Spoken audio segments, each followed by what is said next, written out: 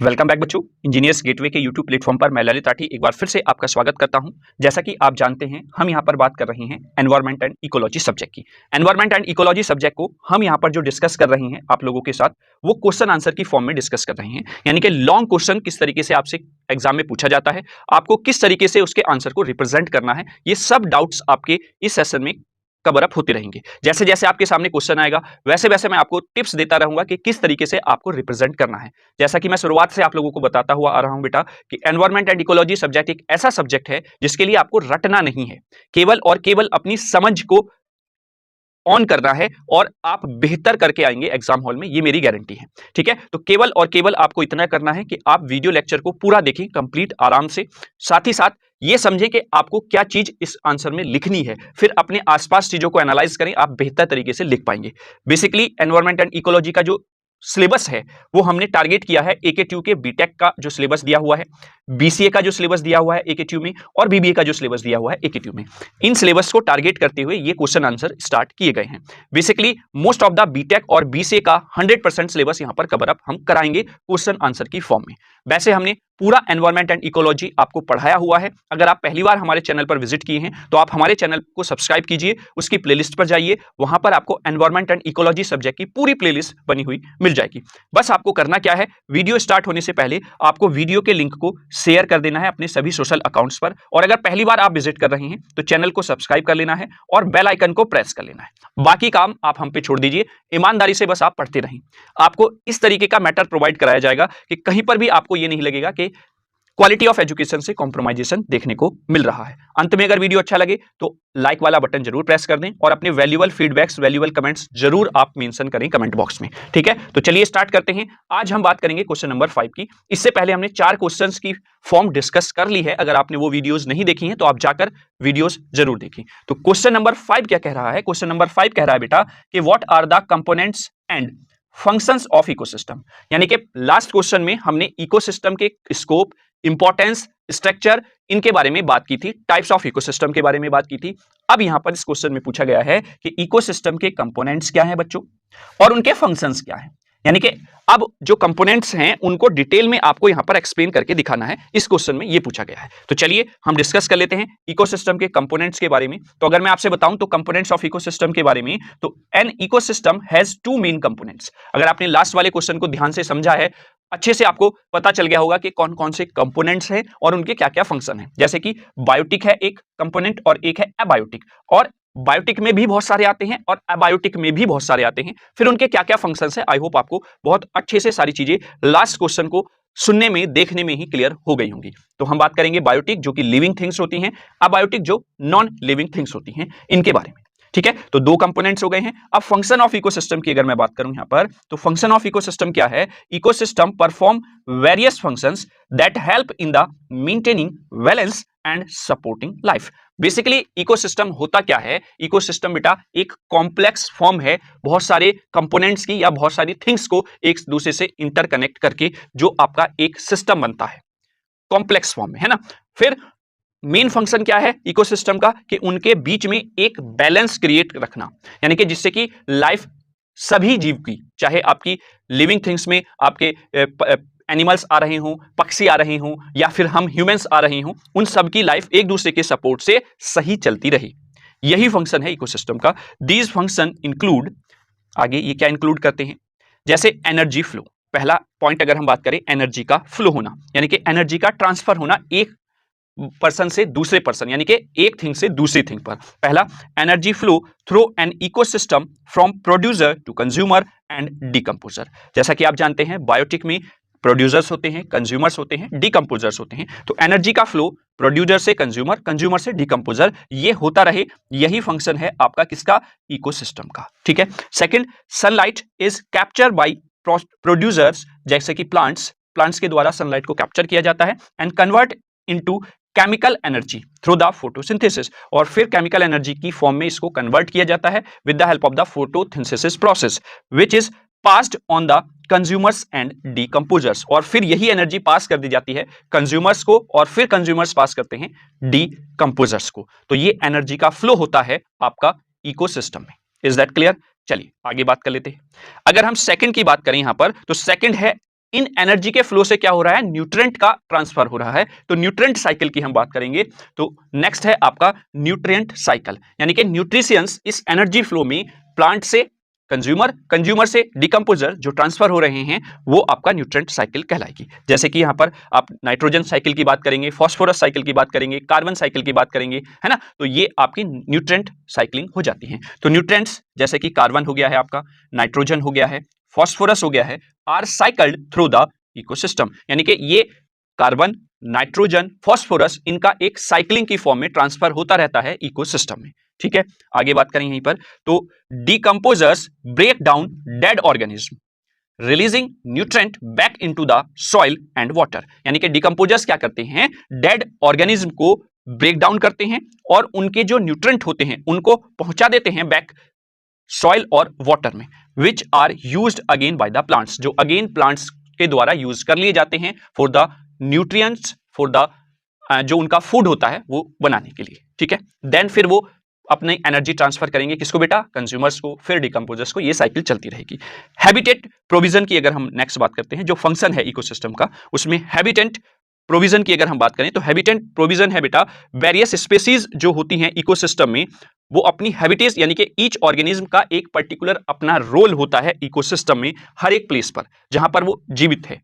तो ये इसकी हैबिटेट प्रोविजन आप कहेंगे। तो इसको आप लिखेंगे कैसे, देखिए, ecosystem provide habitat for the various species, मतलब इकोसिस्टम हर एक स्पेसी के लिए, या फिर आप कह सकते हैं हर एक जीव के लिए एक हैबिटेट, उसके जो हैबिट है, उसकी जो लाइफ है उसके अकॉर्डिंग प्रोवाइड कराता है इकोसिस्टम। जैसे कि हमने टाइप ऑफ इकोसिस्टम में देखा था, है ना, नेचुरल इकोसिस्टम, आर्टिफिशियल इकोसिस्टम, है ना। और आर्टिफिशियल में जैसे मैनमेड इकोसिस्टम में हम बात करते हैं फार्म्स की, है ना, हम बात करते हैं एक्वेरियम की। तो ये क्या है, जिस तरीके की आपकी उस जीव की, उस स्पीसीज की नीड है, उस तरीके का इकोसिस्टम प्रोवाइड कराया जाता है। Because each organism has a role and a place where it lives, क्योंकि हर एक जीव का एक प्लेस होता है जहां पर वो जिंदा रह सकता है। जैसे फिश का ही एग्जांपल आप ले लीजिए, फिश को वाटर में ही जीवित रहना होता है, तो अगर आप उसको वाटर से बाहर कैसा भी एनवायरमेंट दे दें, it can not be survive without water.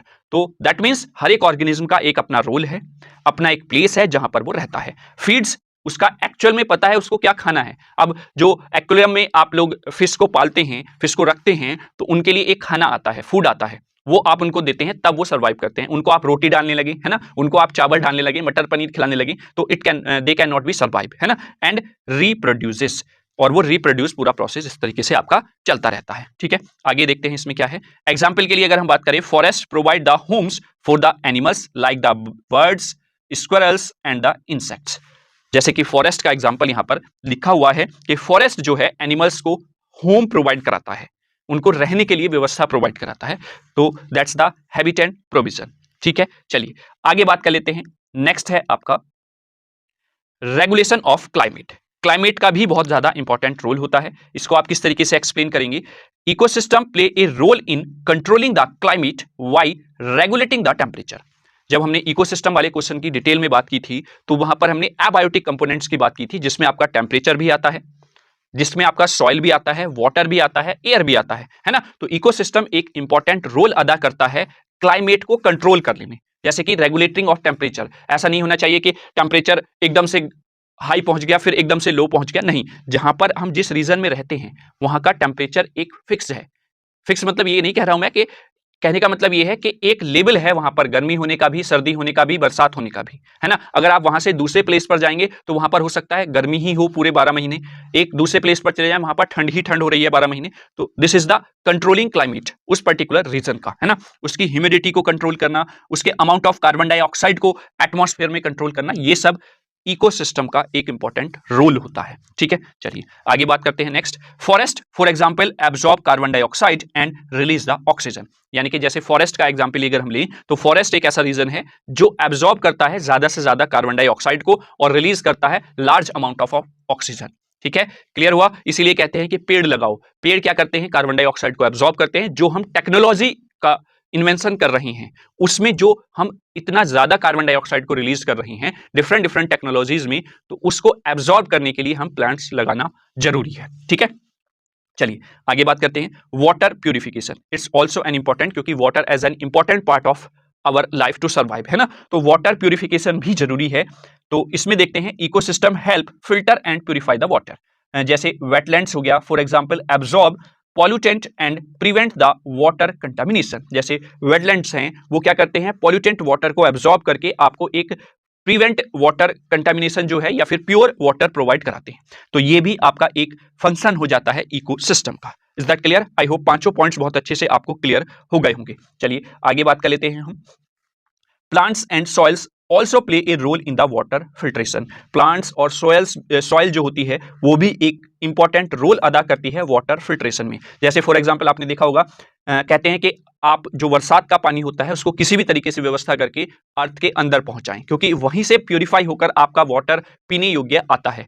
जब आप नल लगवाते हैं या फिर आप टिल्लू पंप लगवाते हैं या फिर आप जो कुआं बोलते हैं, गांव में कुआं लगवाते हैं अपने यहाँ पर, तो वो क्या होता है, वो अंडरग्राउंड जो वाटर है उसी को लेकर आता है, और अगर आप उसको देखें तो वो प्यूरिफाई होता है, आप उसको पीते भी हैं, है ना। तो दैट मीन्स सॉइल भी कहीं ना कहीं वाटर प्यूरिफिकेशन में एक रोल निभाती है। Is that clear? चलिए नेक्स्ट पॉइंट्स बात कर लेते हैं।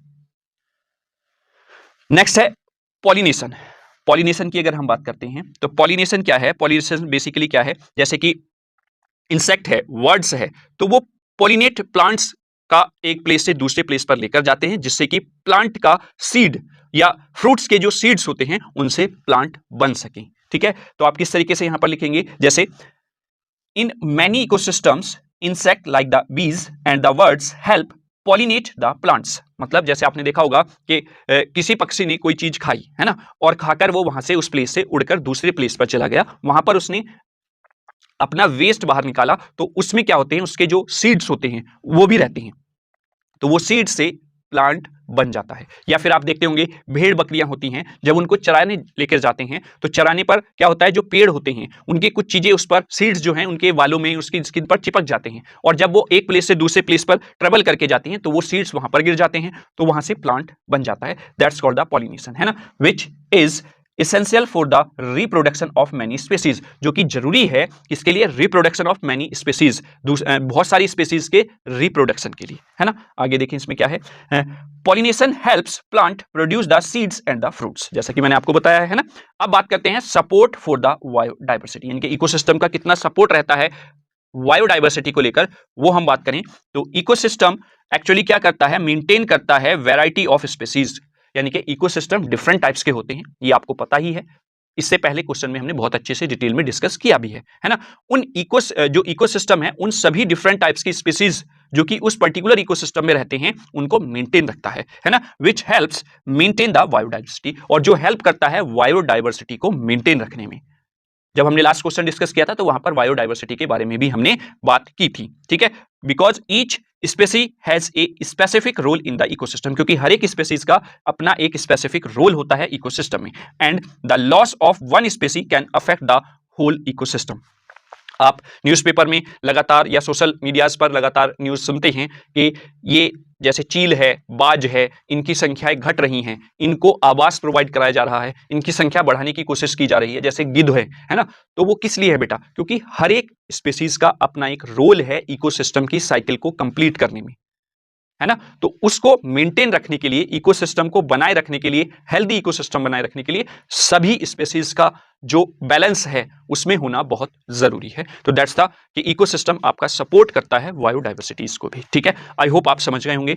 देखिए इसका जो फंक्शन है इकोसिस्टम का उसको हमने डिटेल में डिस्कस किया है यहाँ पर। टाइप्स ऑफ इकोसिस्टम जो हमारे या फिर कंपोनेंट्स ऑफ इकोसिस्टम थे जैसे बायोटिक और अबायोटिक, उसको लास्ट क्वेश्चन में हम बहुत अच्छे से डिस्कस कर चुके हैं। तो इस क्वेश्चन में उसको डिटेल में इसलिए डिस्कस नहीं किया गया, केवल एक लाइन में मैंने आपको कंपोनेंट्स के बारे में बता दिया था कि बायोटिक और अबायोटिक होते हैं, और बायोटिक हमने पहले डिस्कस किए, अबायोटिक भी पहले डिस्कस कर लिए हैं। तो इस वजह से अगर आप इस पूरी सीरीज को कंटिन्यू देख रहे हैं तो बहुत ज्यादा बेनिफिट आपको मिलेगा बच्चों, ठीक है। तो आई होप आपको क्वेश्चन नंबर 5 बहुत अच्छे से क्लियर हो गया होगा। चलिए नेक्स्ट क्वेश्चन की बात कर लेते हैं। नेक्स्ट क्वेश्चन इंपॉर्टेंट है, एग्जाम में पूछा भी जाता है, डायरेक्ट यहां से क्वेश्चन बनता है कि right A detail note on the food chain and food web, यानी कि आपको एक डिटेल नोट लिखना है फूड चेन और फूड वेब पर, ठीक है। तो पहले हम फूड चेन के बारे में समझेंगे। फूड चेन का कॉम्प्लेक्स फॉर्म ही फूड वेब होता है। तो पहले हम फूड चेन के बारे में बात कर लेते हैं।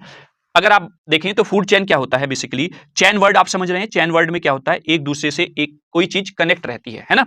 तो ए food chain is a linear sequence that show how energy and nutrients flow from one organism to another in an ecosystem. कहने का मतलब क्या है कि एनर्जी या न्यूट्रिएंट्स का जो फ्लो है एक ऑर्गेनिज्म से दूसरे ऑर्गेनिज्म में, इकोसिस्टम में, जो गिवन इकोसिस्टम है उसके अंदर, वही आपका फूड चेन कहलाता है। इट रिप्रेजेंट हु ईट हुम इन द नेचुरल वर्ल्ड, यानी कि ये रिप्रेजेंट ये भी करता है कि कौन किसको इस नेचुरल वर्ल्ड में खा रहा है। जैसे हम प्लांट्स को खाते हैं, कुछ जो आपके होते हैं ह्यूमंस, वो आपके मीट भी खाते हैं, है ना। तो ये आपका क्या हो गया, एनर्जी का, न्यूट्रिएंट का फ्लो हो गया एक ऑर्गेनिज्म से दूसरे ऑर्गेनिज्म में। In a food chain each organism is a link, हर एक ऑर्गेनिज्म का एक दूसरे से लिंक है। And the flow of energy is passed from one organism to the next organism, यानी कि इसमें एनर्जी का फ्लो एक ऑर्गेनिज्म से दूसरे ऑर्गेनिज्म में होता रहता है। तो that's called the food chain. चलिए की कंपोनेंट्स की इसकी बात कर लेते हैं। जैसे की कंपोनेंट्स ऑफ फूड चेन अगर हम बात करें तो पहला है आपका प्रोड्यूसर, जिसको आप ऑटोट्रॉप्स भी बोल देते हैं, यानी कि first one is the producer, that's called also called the autotrophs. अब इसके बारे में अगर हम बात करें वन बाय वन, तो these are the organism that can make their own food, अपना खुद का खाना बनाते हैं with the help of the sunlight. Sunlight से एनर्जी लेते हैं, फोटोसिंथेसिस प्रोसेस होता है, देन ये अपना खाना प्रोड्यूस करते हैं with the help of water as well as the carbon dioxide through a process called the photosynthesis. Clear होगा। आगे जैसे एग्जांपल में बात करूं मैं प्लांट्स की, एल्गीज की and some other bacterias are the producers and they form the first link in the food chain because they produce energy for all other organisms। यानी कि ये पहली कड़ी है फूड चेन की जो खाना प्रोड्यूस करती है जो अदर ऑर्गेनिज्म है उनकी चेन को कंटिन्यू आगे बढ़ाने के लिए। ठीक है, चलिए आगे बात कर लेते हैं। तो नेक्स्ट आपका आएगा प्राइमरी कंज्यूमर्स, जिनको आप हर्बीवोरस बोल देते हैं, है ना। तो नेक्स्ट है आपका primary consumers, that's also called the herbivorous, है ना। तो these organism eat producers means plants, ये प्लांट्स को खाते हैं, जैसे कि ग्रास होपर हो गया जिसको टिड्डा आप बोल देते हैं, है ना, काऊ हो गई, रैबिट्स हो गए। तो these are the example of the herbivorous या प्राइमरी कंज्यूमर्स। आगे they are the second link in the food chain and are called herbivorous because they only eat the plants. इनको आप हर्बीवोरस क्यों बोल रहे हैं, क्योंकि केवल और केवल ये प्लांट खाकर ही सर्वाइव करते हैं। ठीक है, क्लियर। चलिए नेक्स्ट बात कर लेते हैं सेकेंडरी कंज्यूमर्स की। सेकेंडरी कंज्यूमर्स को आप क्या बोलते हैं, या तो आप कार्निवोरस बोलेंगे या उनको ओमनीवोरस बोलेंगे, है ना। तो these organism eat the primary consumers, ये प्राइमरी कंज्यूमर्स को खाते हैं, इसलिए आप इनको हर्बीवोरस बोल देते हैं। ठीक है, सॉरी, प्राइमरी कंज्यूमर्स जो कि हर्बीवोरस है उनको ये खाते हैं, है ना। जैसे कि फ्रॉग हो गया आपका जो ईट करता है इंसेक्ट्स को, टिड्डों को खाता है ना, आपका मेंढक। स्नेक हो गया सांप जो खाता है किसको, फ्रॉग को खा लेता है ना, या रोडेंट्स को खाता है।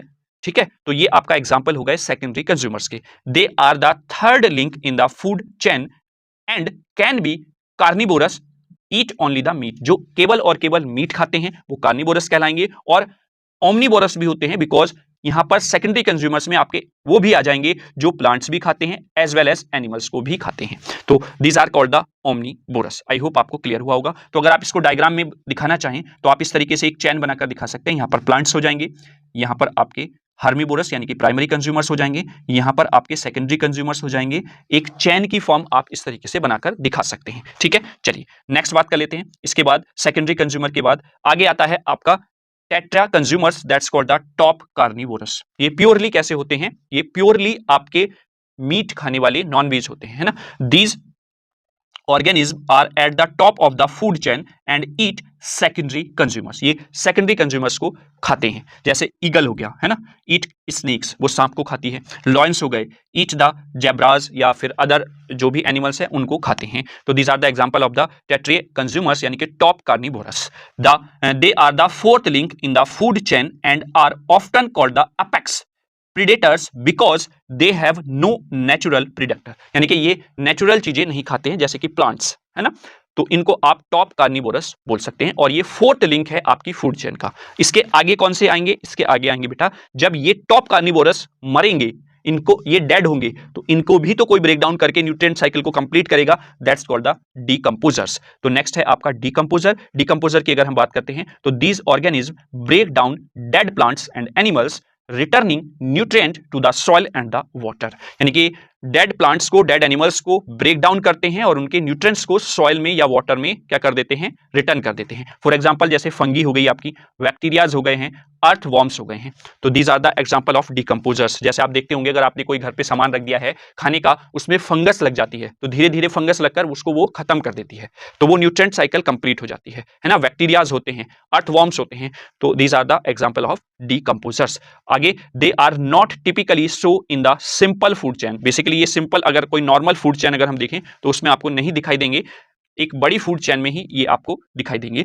But they play a vital role in the recycling nutrient and maintaining the ecosystem, यानी कि इकोसिस्टम को बनाए रखने के लिए ये भी एक वाइटल रोल अदा करते हैं अपना इकोसिस्टम के अंदर। क्लियर है? तो आई होप आपको फूड चेन बहुत अच्छे से समझ में आ गई होगी। चलिए आगे बात कर लेते हैं हम। तो एक एग्जाम्पल हम यहां पर ले लेते हैं फूड चेन का, जिससे आपको बहुत अच्छे से चीजें और क्लियर हो जाएंगी। Example of a simple food chain की अगर हम बात करें, जैसे कि सनलाइट है, सनलाइट से एनर्जी लेंगे कौन? प्लांट्स, जिनको आप बोलेंगे प्रोड्यूसर, जैसे कि यहां पर ग्रास लिया गया है। अब इस ग्रास को कौन खाएगा? ग्रास होपर, टिड्डा खाएगा, जिसको आप प्राइमरी कंज्यूमर बोलते हैं बच्चों। अब इस प्राइमरी कंज्यूमर यानी कि ग्रास होपर को कौन ईट करेगा? फ्रॉग, जिसको आपने सेकेंडरी कंज्यूमर नाम दे दिया है। फिर देन इस फ्रॉग को कौन खाएगा? Tertiary consumer, that's called the snake.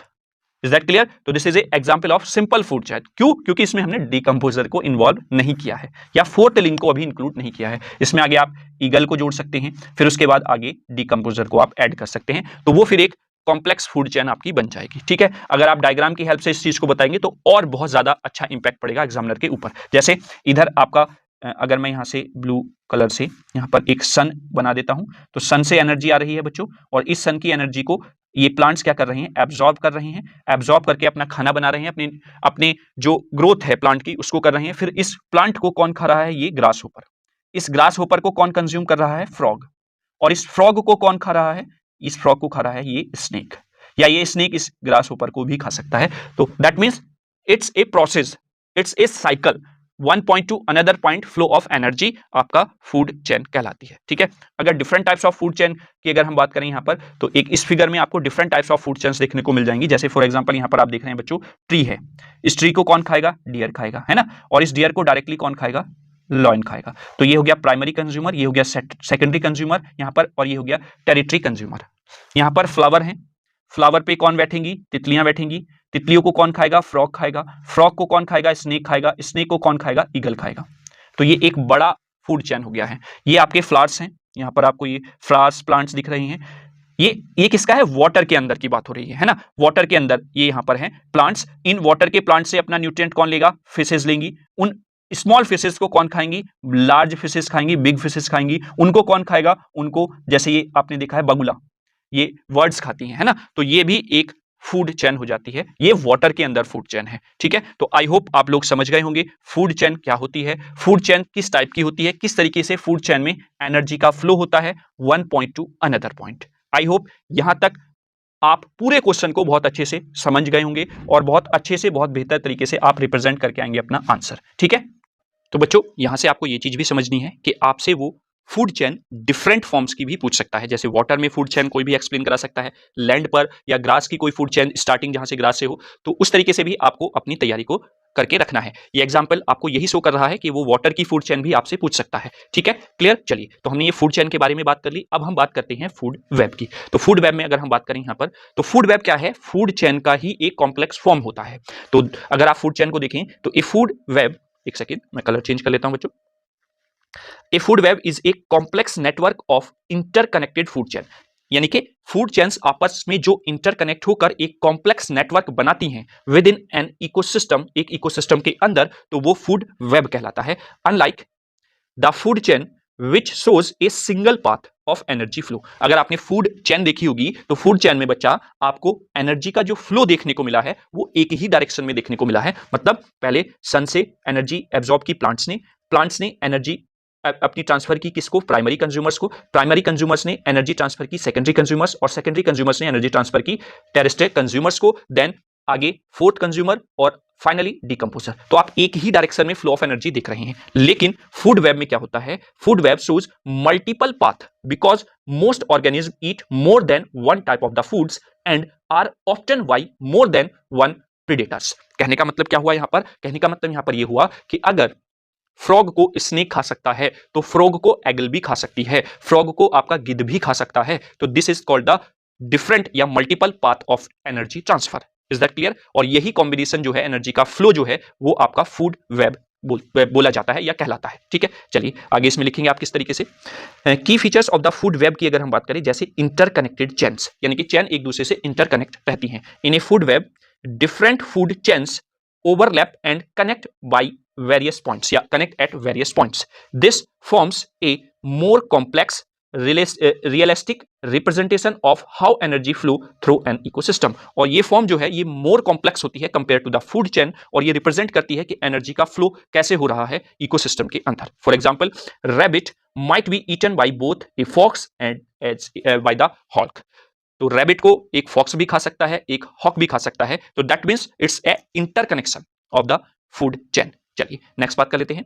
Next अगर हम देखें यहां पर, तो नेक्स्ट है आपका, एक second, multiple path of energy flow. यानी कि multi path of energy flow में, जैसा कि मैंने शुरुआत में ही बताया है कि या फिर हमने अभी पीछे एग्जांपल लिया है कि रैबिट को आपका फॉक्स भी खा सकता है और हॉक भी खा सकता है। तो that means flow of energy जो है रैबिट की, वो किसके पास जा रही है? फॉक्स के पास भी जा रही है, वो हॉक के पास भी जा रही है। तो that means a single organism might appear in several different food chains.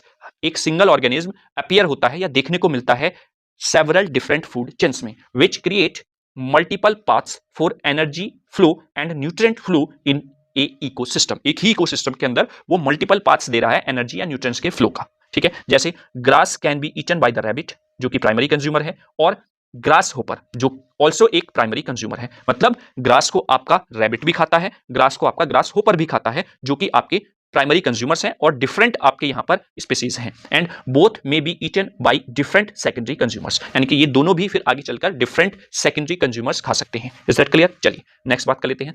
Third की, ग्रेटर स्टेबिलिटी। जो स्टेबिलिटी होती है ये ग्रेटर होती है इसकी फूड वेब की। जैसे because A food web was more pathway for the energy flow, it is more stable then the single food chain. अगर आप सिंगल फूड चेन के कंपैरिजन में देखें, चूंकि यहां पर multiple path flow of energy available है, तो इसकी स्टेबिलिटी भी बढ़ जाती है। ठीक है, यानी कि अगर आपके पास मल्टीपल सोर्सेज हैं किसी भी वर्क को करने के लिए, तो आपके पास चांसेस हैं उसमें बेहतर करने का, है ना। If one organism in A web is removed और डिक्रीज इन द नंबर, यानी कि अगर एक इकोसिस्टम में या एक फूड वेब में कोई एक स्पेसी क्या हो जाती है? डिक्रीज हो जाती है या रिमूव कर दी जाती है, तो other organism can still find alternative source of food. That's the important की पॉइंट ऑफ फूड वेब। कहने का मतलब क्या है बेटा, कि यहां पर चूंकि मल्टीपल पाथ ऑफ एनर्जी के अवेलेबल हैं, तो अगर कोई एक पर्टिकुलर स्पेसीज यहां से रिमूव हो जाता है या खत्म भी हो जाता है, तो उस पर कोई भी इफेक्ट नहीं पड़ेगा, यानी कि इसकी स्टेबिलिटी बनी रहेगी। Is that clear? अगर फूड चेन की बात करें तो उसमें से अगर एक भी स्टेप हट गया तो आगे का एनर्जी फ्लो क्या हो जाएगा? खत्म हो जाएगा, बंद हो जाएगा। ठीक है, फॉर एग्जांपल जैसे बात करें, one species of fish decrease in number. अगर एक टाइप की फिश जो है वो डिक्रीज हो जाती है नंबर में एक फूड वेब में, तो the predator that rely on the fish can switch to the other available prey, यानी कि वो फिर स्विच कर जाएगा दूसरे पार्ट पर या दूसरे पाथ पर। ठीक है, तो ये एक स्टेबिलिटी का बहुत ज्यादा इंपॉर्टेंस है फूड वेब में। क्लियर हुआ? चलिए नेक्स्ट बात कर लेते हैं। नेक्स्ट की बात अगर हम पॉइंट की करते हैं, तो इंटरकनेक्टेडनेस, यानी कि जो इंटरकनेक्टेडनेस है वो भी एक पार्ट है फूड वेब का। Organism in a food web are all are connected to each other. One animal might be eaten by the different predators and one predator might eaten many kind of prey, है ना। यानी कि एक source of energy आपकी different path से होते हुए अलग अलग स्पीसीज उसको खा सकती हैं। मोर देन वन स्पीसीज उसको क्या कर सकती है? ईट कर सकती है। Balance in the ecosystem, ecosystem में बैलेंस बनाए रखना बना रहता है या बनाए रखता है। Food web help maintaining the balance in the ecosystem by showing how each organism depend on others for the food, यानी कि ये शो करता है कि कैसे एक ऑर्गेनिज्म डिपेंड करता है दूसरे पर, फूड पर, यानी कि एक बैलेंस ही बनाए रखता है इकोसिस्टम में। कॉम्प्लेक्सिटी, हाँ बेसिकली क्योंकि फूड चेन्स बहुत सारी इन्वॉल्व हैं, एक दूसरे से इंटरकनेक्ट हैं, तो कॉम्प्लेक्सिटी है इसमें। ठीक है, unlike simple food chain, food webs are more complex because each organism can be part of many different food chains, क्योंकि हर एक सिंगल जो ऑर्गेनिज्म है वो पार्ट है डिफरेंट फूड चेन्स का, यानी कि उसको एक ही कंज्यूमर कंज्यूम नहीं कर रहा है, उसको मल्टीपल्स कंज्यूमर कंज्यूम कर सकते हैं। Is that clear? तो यानी कि कॉम्प्लेक्सिटी आपको फूड वेब में देखने को मिलती है। तो आई होप आपको फूड चेन, फूड वेब दोनों बहुत अच्छे से समझ में आ गए होंगे, दोनों की समझ आपको बहुत बेहतर हो गई है। पॉइंट वाइज आपको सारी चीजें मैंने एक्सप्लेन कर दी हैं। ठीक है, तो इस क्वेश्चन का आंसर आप लोगों को आई थिंक हाँ इतना ही देना है। बस आप एक डायग्राम की हेल्प से ये समझ लीजिए कि फूड वेब किस तरीके से आप देखेंगे। यहाँ पर तो आप देख रहे हैं, यहाँ पर बेटा अगर मैं बात करूं, ये मैंगोज हैं, फिर आगे बात करें हम, ये फ्लावर है एक टाइप का, ये दूसरे टाइप का फ्लावर हो गया है, और ये आपकी कॉर्न या फिर हम यहाँ पर कोई भी ग्रास ले सकते हैं। ठीक है, देखिए इन दोनों टाइप्स ऑफ प्लांट्स पर आपकी बटरफ्लाई बैठती है, इस ग्रास को आपका ग्रास होपर खाता है, और इस मैंगो पर आपकी फ्रूट फ्लाइज आती हैं। ठीक है, यहां तक तो सिंपल आपका सिनेरियो चल रहा। अब जैसे ही आप आगे बढ़ेंगे, इस ग्रास होपर को आपका रैट भी खा सकता है, इस ग्रास होपर को आपका फ्रॉग भी खा सकता है, और इस ग्रास होपर को अगर मैं बात करूं तो डायरेक्टली आपका स्नेक भी खा सकता है, कंज्यूम कर सकता है।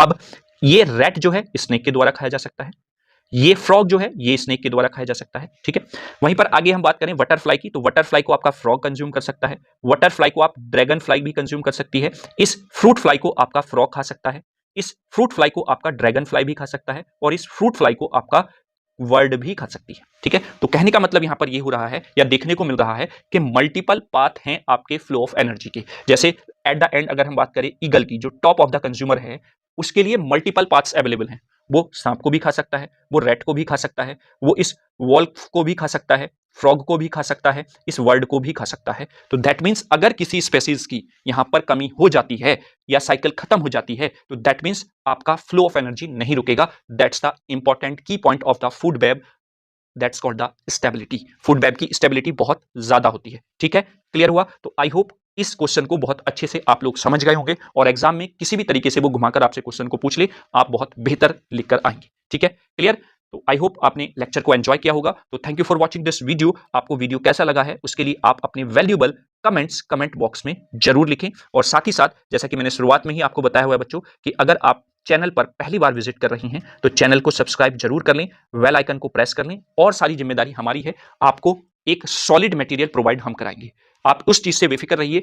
आप एनवायरमेंट एंड इकोलॉजी सब्जेक्ट की जो टेंशन है उसको छोड़ दीजिए। इसमें बहुत कुछ ज्यादा आपको नहीं पढ़ना है, बस वीडियोस को देखना है, सुनना है, और अपनी समझ को इंक्रीज करते हुए अपनी फॉर्म में लिखना है। एनवायरमेंट एंड इकोलॉजी को कहीं से भी आप रटेंगे नहीं, ये मैं आपसे शुरुआत से ही कहता हुआ आ रहा हूं। केवल और केवल जो डेफिनेशंस है एग्जैक्ट, उनको आप याद कर लें। अदरवाइज जो चीजें आपको लिखनी है उनको आप अच्छे से समझें, एक्चुअल में लिखना क्या है। क्वेश्चन आंसर की फॉर्म इसलिए इंपॉर्टेंट हो जाती है कि आपको एग्जाम से पहले जो प्रेशर होता है क्वेश्चन का, जो प्रेशर होता है एग्जाम का, वो यहीं पर पता चल जाता है कि किस तरीके से एग्जामिनर क्वेश्चन की लैंग्वेज घुमाकर आपको फंसाने की कोशिश करता है। ठीक है, तो thanks for watching this video. आपको वीडियो कैसा लगा है अपने वैल्यूएबल फीडबैक कमेंट बॉक्स में जरूर लिखें, और वीडियो को ज्यादा से ज्यादा शेयर करें ताकि सभी बच्चे वीडियो का लाभ उठा सकें और किसी को भी कोई समस्या ना आए। ठीक है, तो चलिए मिलेंगे अब नेक्स्ट क्वेश्चन के साथ। तब तक के लिए जय हिंद, जय भारत।